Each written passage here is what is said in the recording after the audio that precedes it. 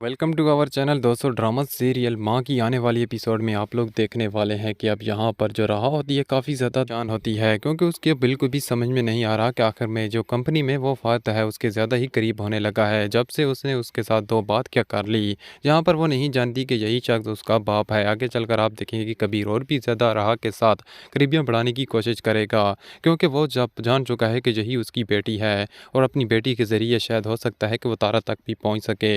आगे चलकर आप लोग देखने वाले हैं कि वो राह से ज़रूर पूछेगा उसकी माँ के बारे में, तो यहाँ पर राह उसे बताएगी कि वो तो मर चुकी हैं, जिस पर यहाँ पर कबीर को बहुत ही बड़ा झटका लगेगा, क्योंकि वो तो यही समझ लेगा कि वाकई में हो सकता है कि ये सब कुछ सही कह रही हो, लेकिन तारा तो सही सलामत है। और जब यहाँ पर वो अदील और सैफ साहब के साथ या फिर उनसे कोई काम या उन्हें छोड़ने के लिए जब उनके घर पर जाएगा, तो यहाँ पर वो तारा से मुलाकात करेगा। अपनी नज़रों के सामने तारा को देखकर वो दंग रह जाएगा कि क्या रहा, ये क्या कह रही है, ये सब कुछ हो क्या रहा है, लेकिन उसकी समझ से ये सब कुछ बाहर होगा।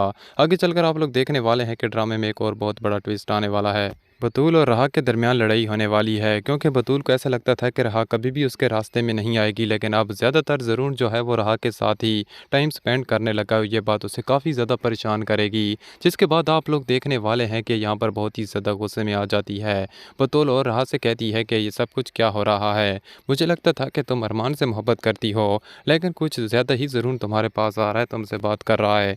मुझे तो कुछ और लगने लगा है। जहाँ पर राह कहती है कि नहीं नहीं, हम दोनों बस एक ही ऑफिस में काम करते हैं, तो इसी सिलसिले में कोई बात हो जाती है, वरना मेरे दिल में तो कुछ भी नहीं है उसके लिए।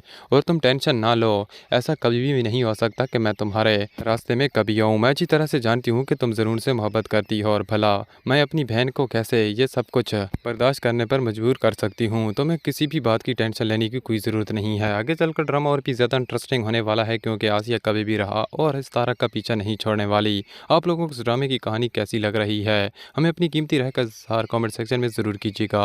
और इस वीडियो को लेकर हमारे चैनल को ज़रूर सब्सक्राइब करना, ताकि इससे जुड़ी अपडेट हम आप तक लेकर आ सकें जल्द से जल्द। Thanks for watching.